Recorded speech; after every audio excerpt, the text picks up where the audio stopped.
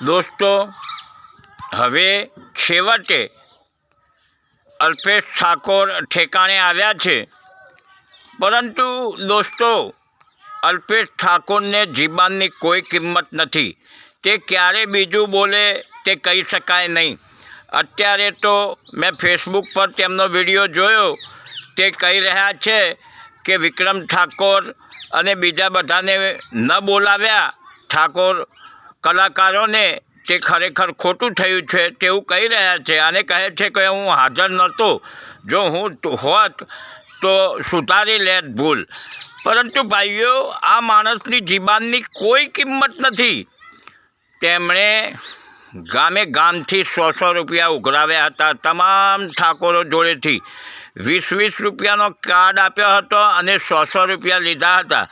અને તેમ કરીને કરોડો રૂપિયા તેમને ભેગા કરી લીધા છે દોસ્તો.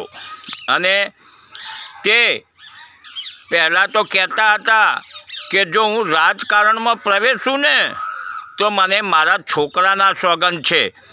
અને મેં તેમને એકવાર ક્યાંક ગાંધીનગર બાજુ મિટિંગ હતી કોંગ્રેસની, ત્યારે મેં તેમને પ્રિયંકા ગાંધીની જોડે બેઠેલા જોયા હતા.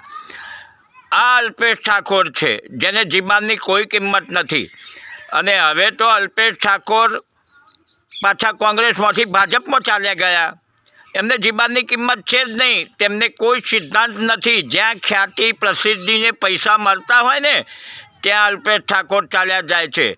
એટલે વિક્રમભાઈ ઠાકોર, અલ્પેશ ઠાકોરનો જરા પણ ભરોસો કરશો નહીં. અને આમ પણ પૂરા ગુજરાતની અંદર અલ્પેશ ઠાકોર કરતાં તમારું નામ મોટું છે.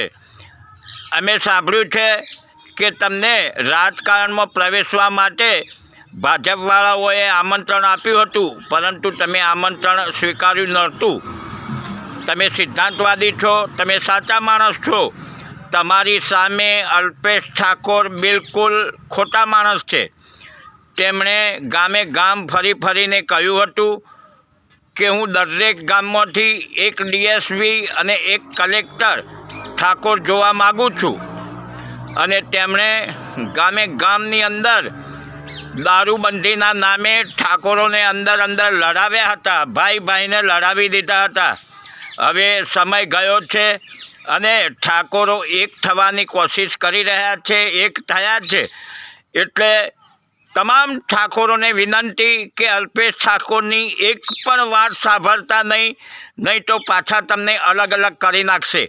તમામ ગામમાં ઝઘડા ગલાવશે. એવા છે અલ્પેશ ઠાકોર. અલ્પેશ ઠાકોરે તમામ ઠાકોરોને સીડી બનાવી અને ઊંચા જઈને બેસી ગયા છે. અને હવે તે ફફડ્યા છે. ઠાકોર સમાજ એક થયો એટલે તેમને બીક લાગી છે. એટલે હવે તે થોડીક તરફદારી કરવાની ચાલુ કરી છે વિક્રમ ઠાકોરની. પરંતુ દોસ્તો, અલ્પેશ ઠાકોરનો કોઈ ભરોસો નહીં. હવે તો તમામ જ્ઞાતિવાળા આપણને પણ કહે છે કે ઠાકોરોનો ભરોસો નહીં. એટલે મેં પૂછ્યું કે કેમ ભાઈ? તો કે જુઓ ને, તમારો અલ્પેશ ઠાકોર જ પહેલાં તો છોકરાના સોગંદ ખાતો હતો, પછી કોંગ્રેસમાં ગયો અને ત્યાંથી ભાજપમાં ગયો. તમારે કોઈ જીબાનની કિંમત ના હોય, મને એવું કહે છે. એટલે આપણા લીડર જ જો સિદ્ધાંત વિહોણા હોય અને તેમને જ જીબાનની કિંમત ન હોય તો આપણા ઉપર કોણ ભરોસો કરે?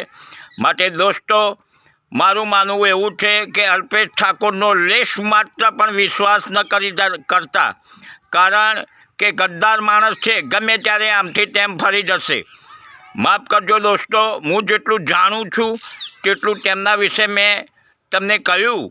કદાચ મારી ક્યાંક ભૂલ પણ થઈ હોય તો માફ કરશો.